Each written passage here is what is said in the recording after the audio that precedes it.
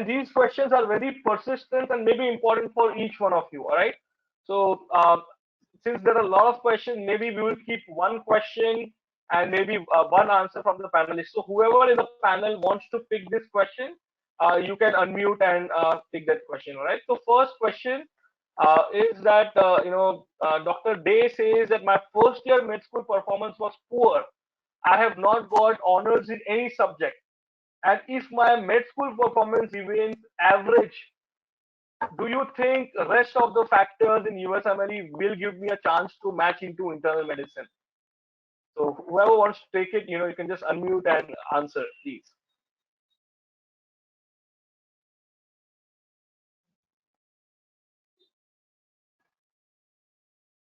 Okay, I guess I could comment on that. Yeah, like I don't know why you're so scared about things. Don't be so anxious already. Just first year, first of all, you have time to still do better in other subjects, and there are so many other factors. You have CV, you have research, and more important is your step 1, step 2 scores, clinical rotations. If you have honors, great, but if you don't, nobody's really going to care that much about it. So just don't be so anxious about these things from now on, okay? There are many, many, many factors in USMLE, and there's always going to be some things you're bad at, some things you're good at. You just have to focus on what you're good at. All right.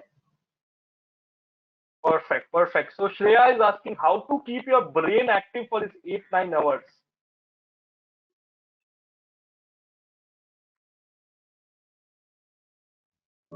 I had already answered that question. So I used Pomodoro technique. If you don't know what that is, that you study for 25 minutes and you take a break of 5 minutes. As you keep on gradually using that technique, you can increase your study sessions from 25 to 30 to 40 and then 50. It really helps that you take a lot of breaks in between. That can keep you active. Also coffee.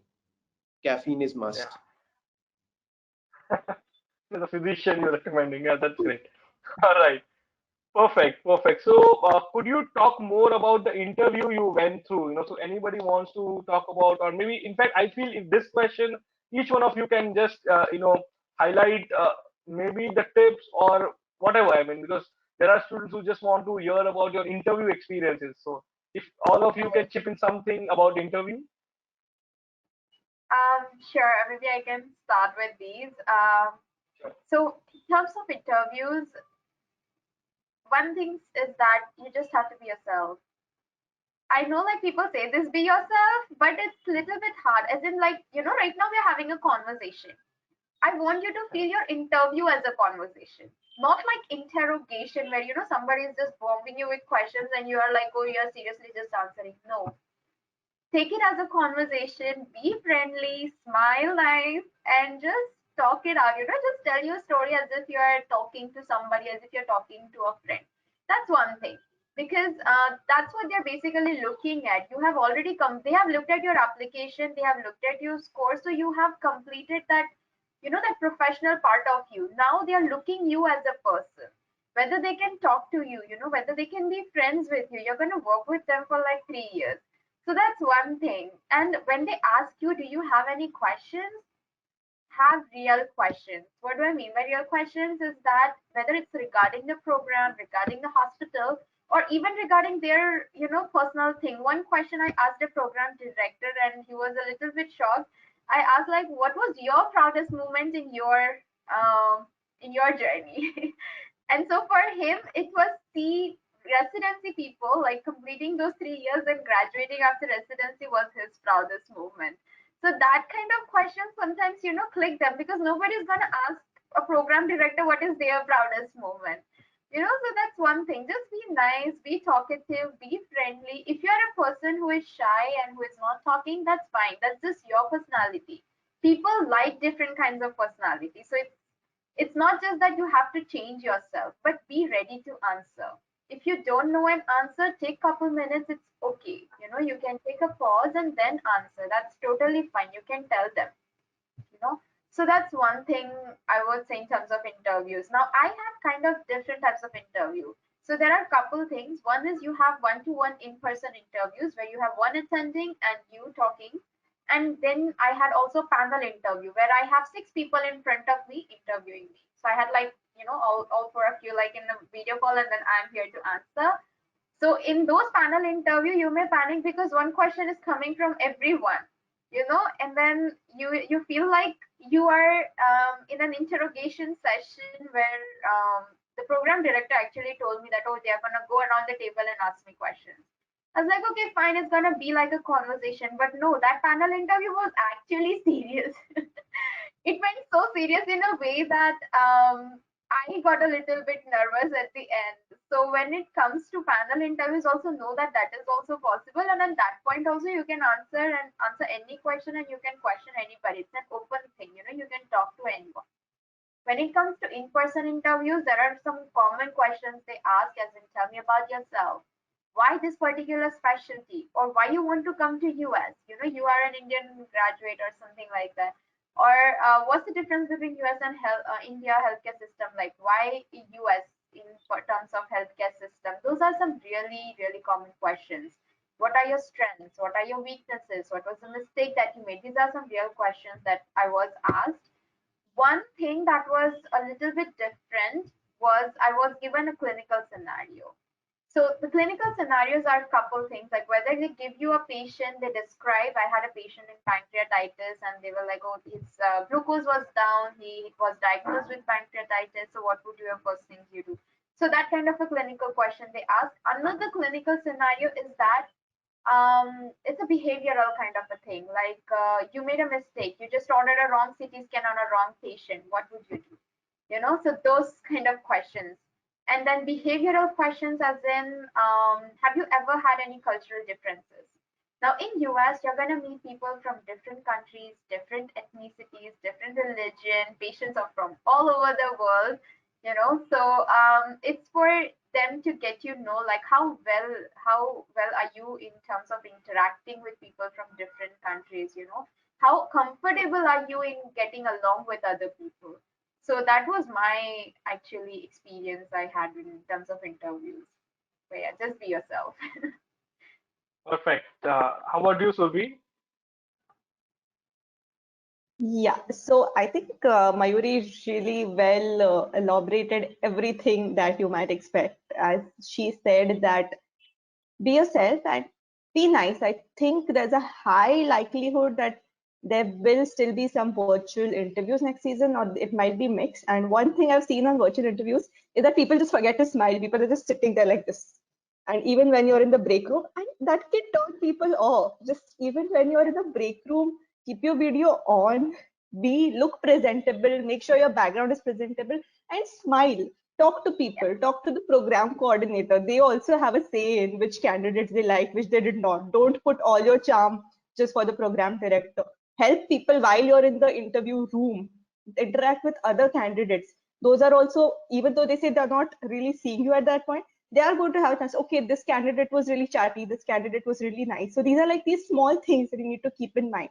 And Mayuri really covered everything else that came during the interview. But one thing I would say is that have a little bit of background research on who's interviewing you. Don't just go there like completely unprepared. Like research this person. Like who is this person? What has this person written before? Like I really stalked people who were going to interview me, and I remember I found a poetry collection of one of the interviewers, and then I said, I really love that poem of yours, and that tells them that you're really interested in the program and you really have done the research. And it's small things like this which will help them remember you, because they are interviewing hundreds of people, but they'll be like, okay, that was the girl that read my poem. So just go out of your way and be nice. Perfect. Vibhor, you want to add? Well, a lot of things were covered, and but I have two things. So have a strategy for icebreaker questions. So there are questions in the beginning that they ask you just to make you feel comfortable, but I use that question to make them feel comfortable. So like they asked me, how are you doing? I said, well, I'm caffeinated because it's nighttime for me. I did all my interviews in India, so well, I'm very caffeinated right now. So that thing will strike them that okay, because no one else is going to say I'm caffeinated. Everybody is going to say I'm fine or good. And sometimes they ask me, how do you pronounce your name? Well, my name is pronounced as Vibhor, but trust me, I won't bore you to death. So just have fun, have a sense of humor. Another thing which I want to mention is that you need to research the program really well.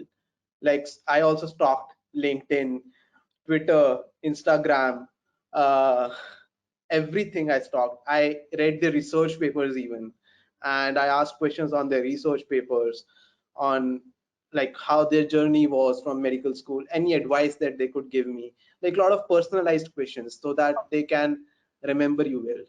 So these are my tips. Also, one Perfect. more thing, So you have yeah, to please. relax before the interview.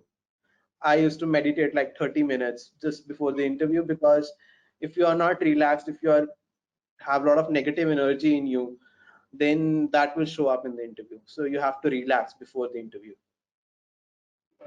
And don't All right, forget, everything perfect. is recorded in the interview. Sorry, like as Survi mentioned, that even in the breakout room, like they are seeing you. If you are turning your off on, whether you're talking, whether you're not talking, people do pronounce their, yeah, like your name sometimes even in the breakout room. These I mean the applicants, they do that, they'll like, oh, if my video is off, one of the person would just be like, oh hey Mayuri, how are you, like where were you, like where are you located, what's time there. And if my video is not on and I don't answer that applicant, it's a little bit goes off.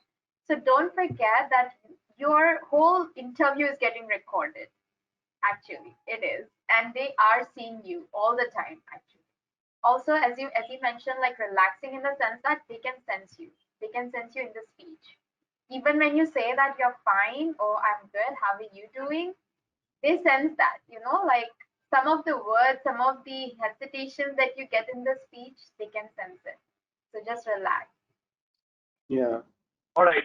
So now what I've done is there were a lot of overlapping questions, So I have broadly divided into these three questions which I would ask you so that we can cover many of them, because more or less were similar. So one was that for first question which I saw, in various ways people put out was that when would they be sure that they are ready to appear at the step? So readiness of USMLE was the first question. Second was how to balance med school and USMLE, because that is one challenge which each one of them are facing. And third was, of course, how to connect with professors, because we both mentioned about sending 2,000 emails. So somebody is asking, where did you get those email IDs? So those kind of questions. So again, if you can, all of you one by one touch up on it. You can start with Mayuri on USMLE readiness, balancing med school. Maybe Surbi can take, and Vibhor can talk about how to connect professors, USC, or for research. All right. Yeah, sure.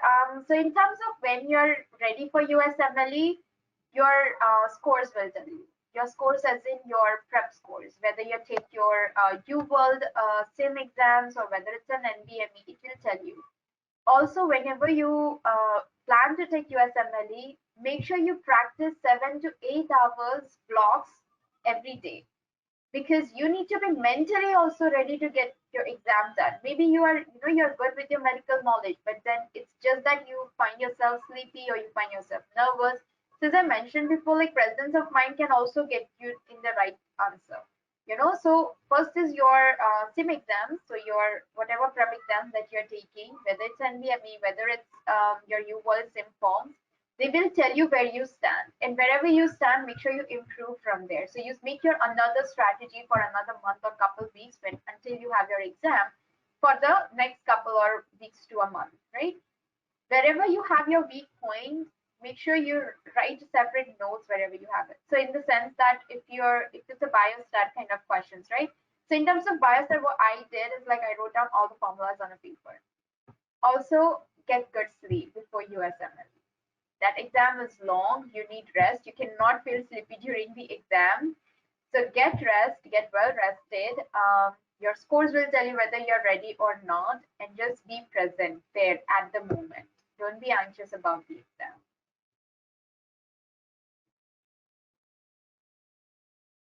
Surbi, can you take the second question? How do you balance med school and USMLE?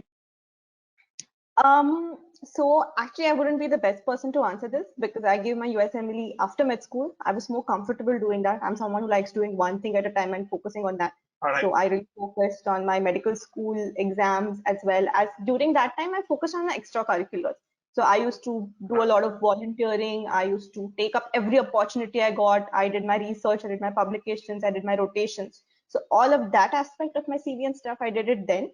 And after I graduated, anyways, if you all are doing your med school from a government college, you all know that we are required to finish 1 year of government service. So during that time, I decided to take my steps because anyways, you have to do that 1 year of government service. So, and during that time, if I have to speak about how I managed it, I took a job which didn't require me to have very long hours. So I would be working 4 to 5 hours and the rest of the time I would spend studying.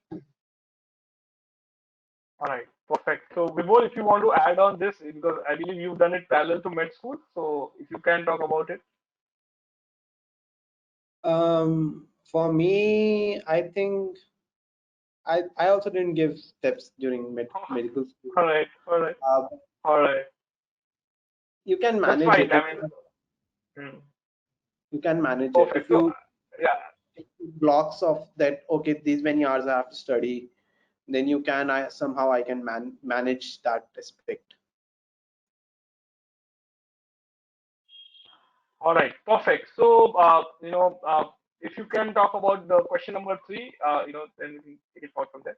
How to connect with professors? Because again, people are wondering how did you email and where did you find those email IDs? So, So as Surbhi mentioned, that peer support is needed. So with that, I had my partner who was my match partner. We applied to like 200 programs. We divided programs up. Okay, you find the emails of these individuals, and I'll find the email of these individuals. We had a whole Google sheet up with name of the program director, email ID of program director, name of program coordinator, email of program coordinator, uh, any faculty emails, the name of those faculties. So the way to find emails is through FREDA. I think that was much better than Residency Explorer in terms of email finding. The other thing which helped us was just doing blind Google search. Like we typed the professor's name and then we typed email ID. So there is a website called as rocketreach.com, which also provides you with emails, but it's a paid subscription. So we created multiple accounts, multiple email accounts to uh, just not waste money on that. So we had we got it from there, rocketreach.com, and also sometimes even in physician directories of universities it is given, even in residency websites there it's given the email ID. So there are a lot of ways to find email IDs. So what to write? In the first paragraph, who you are. Second paragraph, why you are interested in their program. And then third paragraph is just a brief outline of your credentials. And then fourth paragraph, just thank them, be grateful if they have read your email, this long email till the end. And then just send it. Attach your ERA CV and also your personal statement.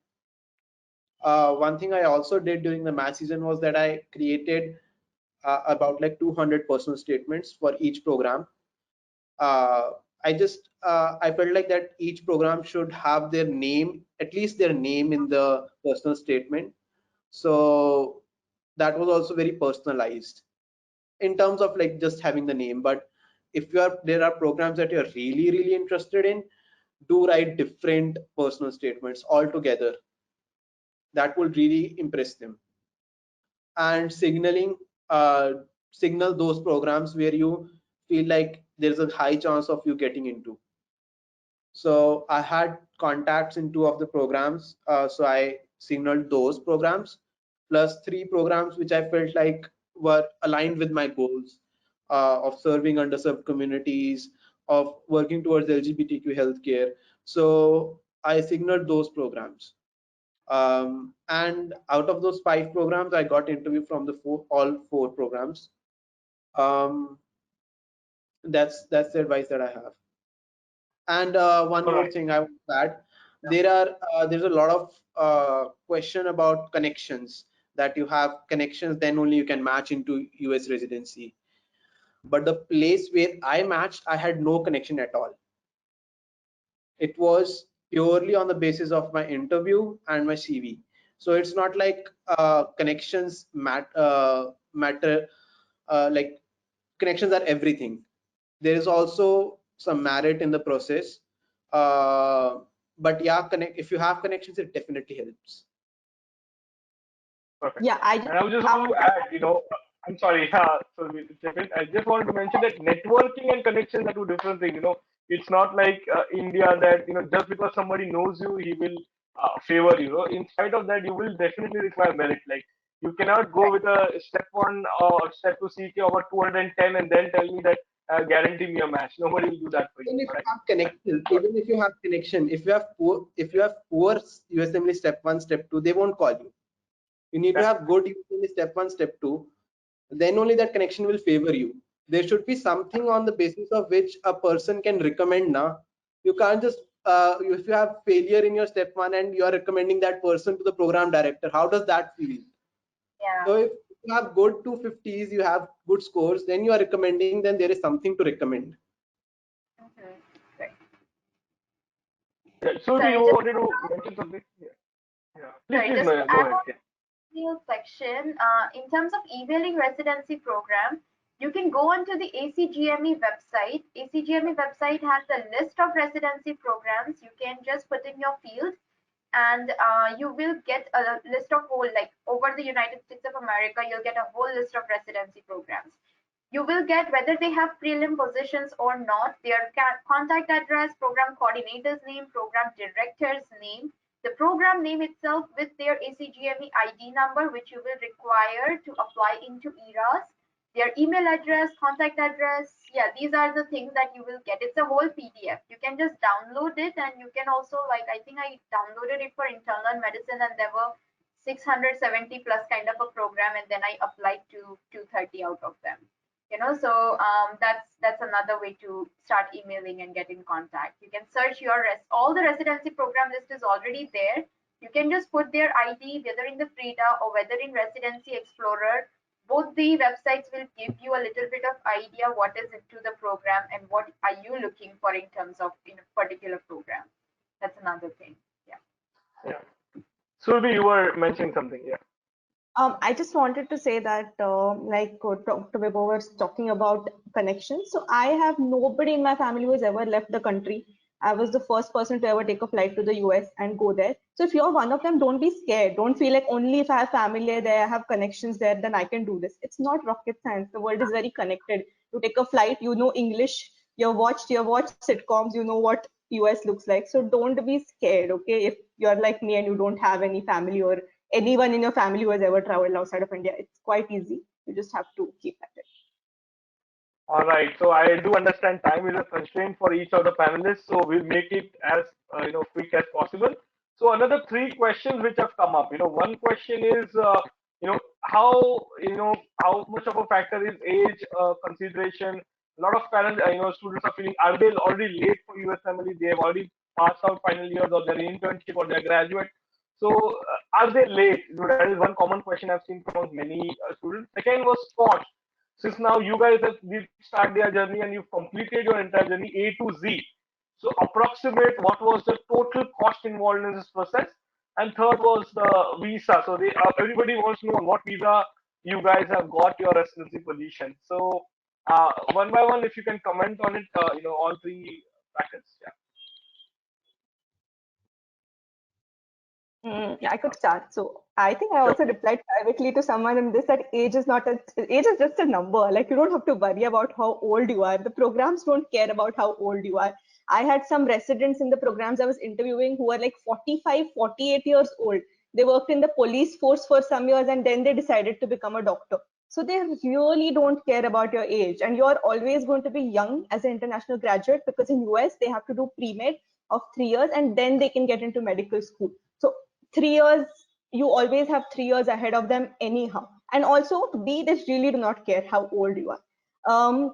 Regarding the cost, I would say for rotations, around each rotation costs around $2,500. So, and for stay per month, it can cost in US So I would around say overall, I would say overall cost, no, not just so they can total. Let's say in this entire journey, let's say you spend about 10 lakhs, 12 lakhs, 15 lakhs, total cost, just so that they know that ballpark what is the cost.